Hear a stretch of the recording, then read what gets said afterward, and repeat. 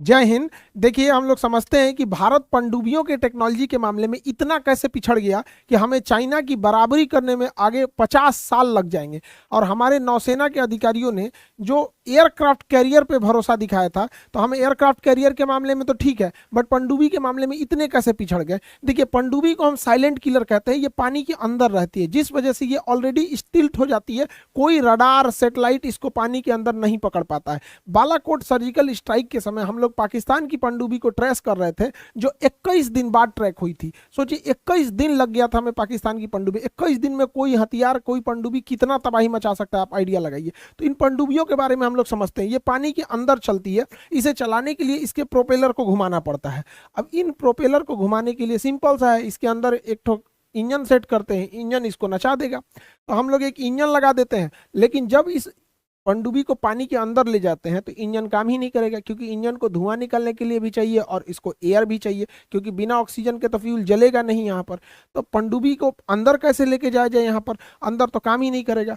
तो फिर सोचा गया कि चलिए हम एक डीजल इंजन लगाते हैं, क्योंकि पेट्रोल इंजन में तो उतना पावर होता नहीं है, डीजल इंजन में ज़्यादा पावर होता है। तो एक डीजल इंजन लगाते हैं, पनडुब्बी को आधा ऊपर रखते हैं और यहाँ ले आके यहाँ से ऊपर ऑक्सीजन ले लेंगे, धुआं छोड़ देंगे यहाँ पे, पनडुब्बी चालू हो जाएगी, काम करना लग जाएगा, इंजन तो काम ही कर देगा।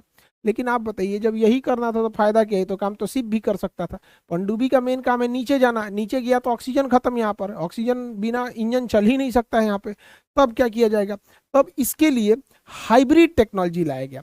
हाइब्रिड टेक्नोलॉजी में पनडुब्बी को सतह के ऊपर लाया गया और डीजल इंजन चालू किया गया। डीजल इंजन चालू करके इसके अंदर बिजली बनाया गया, उस बिजली से बैटरी को चार्ज किया गया। तो बैटरी चार्ज हो गई। अब इस बैटरी के दम पर जब इसको अंदर जाना हुआ तो इंजन बंद करके अंदर चला गया और अंदर इसको बैटरी के दम पे ले जाया गया। यानी हाइब्रिड सिस्टम है, डीजल इंजन भी काम करेगा, बैटरी चार्ज होने के बाद पनडुब्बी अंदर चली जाएगी। यानी अंदर जाने के बाद पनडुब्बी डीजल इंजन पे नहीं चलती है, बल्कि वो बैटरी से चलती है। इसका दो फायदा होता है, एक तो भैया अंदर में डीजल इंजन चल ही नहीं पाएगा, दूसरा ये होता है कि बैटरी से चलने पर बहुत साइलेंटली चलती है। इसलिए इस पनडुब्बी को चलाने के लिए हमें एक डीजल इंजन चाहिए और बहुत ज्यादा मात्रा में बैटरी चाहिए।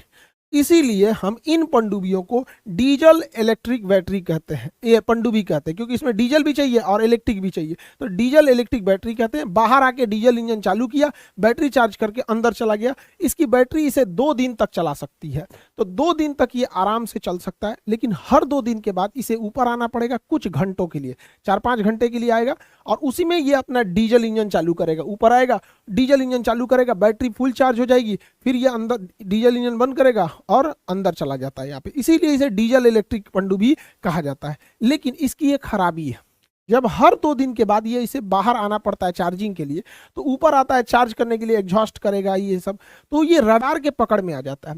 तो रडार के पकड़ में आने के बाद ये स्टिल्थ नहीं रह जाता है। जब तक ये चार्ज करेगा, सैटेलाइट या रडार देख लेंगे सब, दुश्मन आ जाएगा। अगर दुश्मन आ गया, अब ये भागते भागते कि कुछ एरिया में घेरा जाएगा यहाँ पे, तो इसे मरने की संभावना बढ़ जाती है। तो इसे छुपाना जरूरी था। तो छुपाने के लिए ना स्नॉकलिंग टेक्नोलॉजी का यूज किया गया। स्नॉकलिंग टेक्नोलॉजी में क्या होती है, पूरी पनडुब्बी को बाहर नहीं निकाला जाता है, बल्कि एक छोटा सा पाइप बाहर निकाल देते हैं।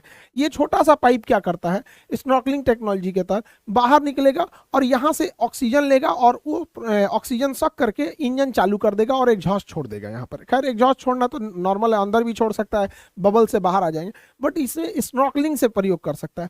लेकिन आजकल के सैटेलाइट और रडार इतना खचरा हो गया है सब कि स्नॉकलिंग को भी पकड़ लेता है। अब ये स्नॉकलिंग पकड़ा जाएगी तो ये तो स्टिल्थ रही नहीं।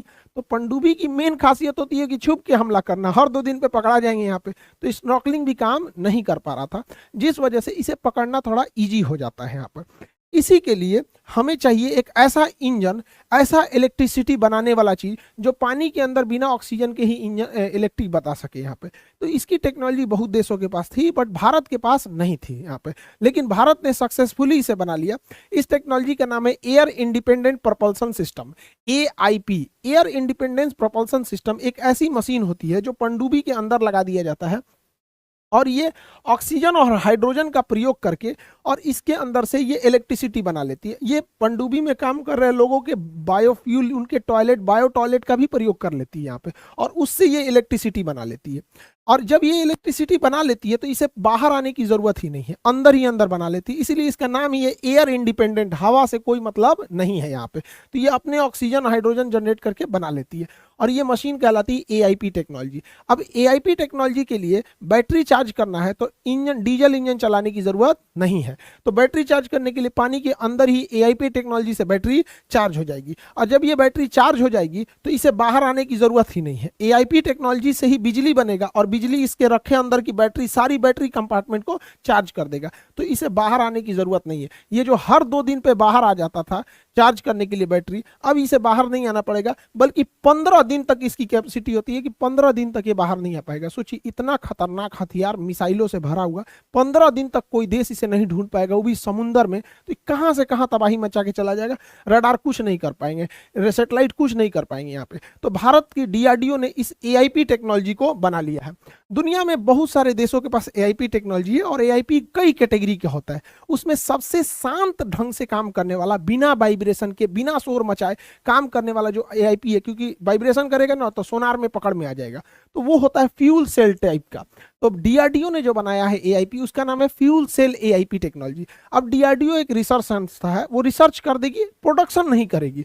तो वो डीआरडीओ रिसर्च करके प्रोडक्शन यानी उत्पादन की जिम्मेदारी एलएनटी को दे दी है। अब ये एलएनटी इसका उत्पादन करेगी, भारी भरकम बिजली घर का, जिसका नाम एआईपी है, और इसे हम अपनी पनडुब्बियों में फिट करेंगे। हमारे पास जो अभी के समय में बेहतरीन पनडुब्बियां हैं वो फ्रांस की बनी हुई पनडुब्बी है।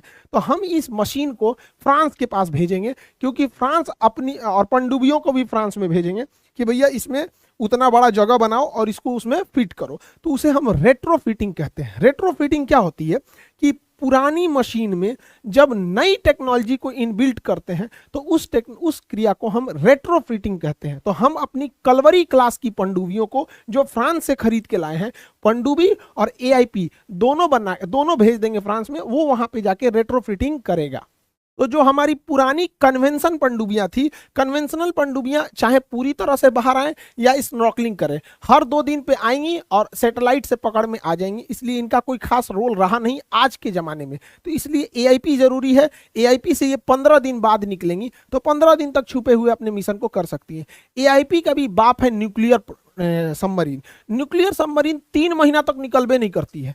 हकीकत में तो इसको 10 साल तक भी नहीं निकलना है तो कोई दिक्कत नहीं, बट इसका भोजन खत्म हो जाता है, क्योंकि सप्लाई आखिर रहेगा ना 3 महीने की। इसके गोदाम में 3 महीने तक का ही खाना भरा होता है, मेडिकल किट, या 3 महीने। तो ये 3 महीने तक रह सकती है, बट ये 10 साल भी रह सकती है। बट ये 3 महीने पे आती क्यों है? तो भैया इसको खाना पीना भरने के लिए डॉक करना पड़ता है। अगर खाना पीना की सप्लाई अगर बीच रास्ते में कर दिए, देखिए बीच रास्ते में करिए या डॉक पे आके कीजिए, निकलना तो बाहर पड़ेगा ही पड़ेगा। अब 3 महीने बाद ही ये डिटेक्ट होगी। बट सोचिए 3 महीने तक गायब रहिएगा, पूरी समुद्र के अंदर कहां से कहां चला जाएगा, दुनिया का चक्कर लगा के चलाएगा। तो सबसे बेहतरीन हो जाती है वो होती है न्यूक्लियर सबमरीन। तो कन्वेंशनल हर 2 दिन पे निकलेगी, एआईपी टेक्नोलॉजी वाली 15 दिन पे निकलेगी, और ये 3 महीने से भी ज्यादा रह सकती है भोजन के वजह से। अब ये जो सबमरीन होती है न्यूक्लियर सबमरीन, ये भी 2 टाइप की होती है। न्यूक्लियर सबमरीन में कुछ सबमरीन अटैक सबमरीन होती हैं जो टॉर्पीडो मारती है। पानी के अंदर चलने वाले मिसाइल को टॉर्पीडो कहते हैं। ये टॉर्पीडो मारती है, अंदर अंदर अटैक करती है, टॉर्पीडो मार के किसी भी दुश्मन के शिप को गिरा देती है।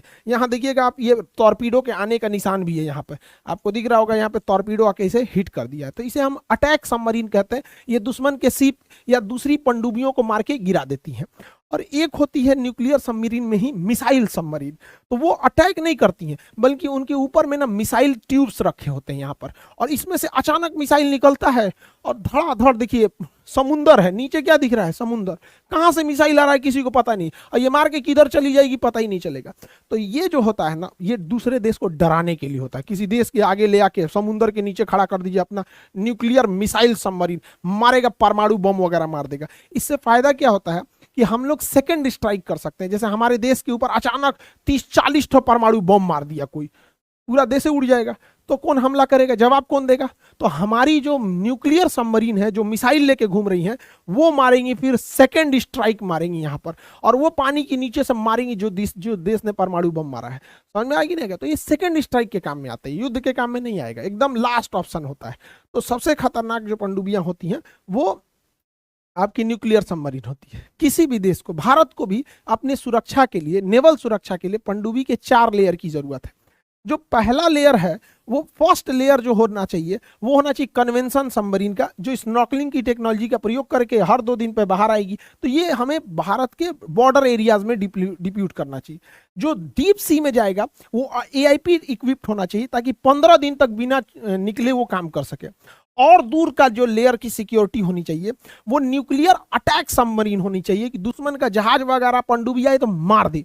और एकदम डीप ब्लू ओशियन होना चाहिए एकदम दूर दूर तक, तो वो होनी चाहिए न्यूक्लियर मिसाइल। तो 4 टाइप की, कन्वेंशनल पास में हो गई, एआईपी टेक्नोलॉजी मिडिल में हो गई, न्यूक्लियर अटैक और दूर हो गई, एकदम दूर रहना है तो न्यूक्लियर मिसाइल। तो हमारे पास चाहिए 4 लेयर की सिक्योरिटी, जबकि भारत के पास 4 लेयर की सिक्योरिटी नहीं है। हमारे पास न्यूक्लियर अटैक सबमरीन नहीं है और हमारे पास एआईपी अभी भी किसी में इंस्टॉल नहीं है। तो हमारे पास एक कन्वेंशनल सबमरीन है और नहीं तो फिर मिसाइल मारने वाली, अटैक नहीं है।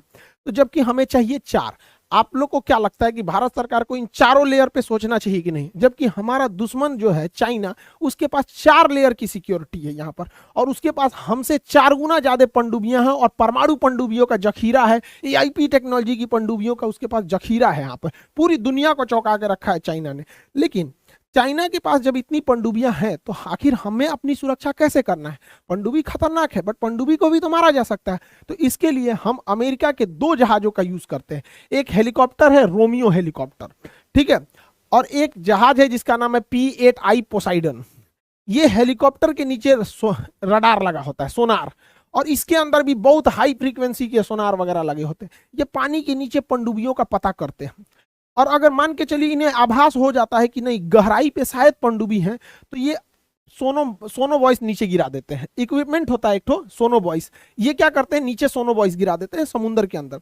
वो समुद्र के अंदर गिर के तरंगे छोड़ता है और पता लगा लेता है कि कहीं कोई पनडुब्बी तो है कि नहीं यहाँ पे। तो अगर कोई बाहर से स्नॉर्कलिंग से जांच कर रहा होगा या बाहर निकल के चार्ज कर रहा होगा तो उसको पकड़ लेगा। लेकिन एआईपी इक्विप होगा या परमाणु पनडुब्बी होगी तो निकलेगी ही नहीं। तो ये ऊपर ऊपर पूरे रडार से, हाई पावर के रडार से देख लेता है, और नहीं तो सोनो वॉइस गिरा के अंदर तक में देख लेता है। और इसके अंदर पूरा कमांड सेंटर होता है, पूरा कमांड सेंटर। जैसे ही इन लोग को कोई पनडुब्बी दिखती है कहां पे है, तुरंत उसका लोकेशन अगल बगल के जहाजों को दे दिया जाता है कि जाके मारो। अब जो पहले पहुंच गया वो जाके उसे मारता है। सपोज कोई हेलीकॉप्टर था तो हेलीकॉप्टर उसको टारपीडो गिरा देगा। टारपीडो पानी में घुस के मार करने वाली मिसाइल होती है, तो हेलीकॉप्टर मार के गिरा देगा। अगर नेवी का कोई जहाज है तो जहाज उसको मार के टारपीडो से गिरा देगा।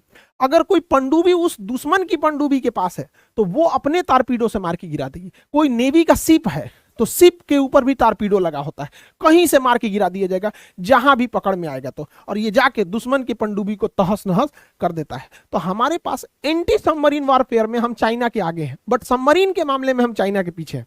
हमसे ज्यादा सबमरीन है चाइना के पास, बट मारने की क्षमता चाइना से बेहतर है हमारे पास यहाँ पर, तो हम इसे मार सकते हैं। कई बार पनडुब्बियां काफी पास में आ जाती हैं तो उन पे टारपीडो नहीं काम करता है, एकदम पास में आ जाएगी। जैसे इंडियन नेवी का मान के चलिए जहाज है और नीचे अचानक कोई पनडुब्बी आ गई, तो उसके लिए डेप्थ चार्ज का प्रयोग किया जाता है। किसी भी डिस्ट्रॉयर, कॉर्बेट या फ्रिगेट जहाजों पे देखेंगे ऐसे गोल गोल सर्किल बना होता है। अब इसको जूम करके दिखाते हैं, ये इसे डेप्थ चार्ज कहते हैं।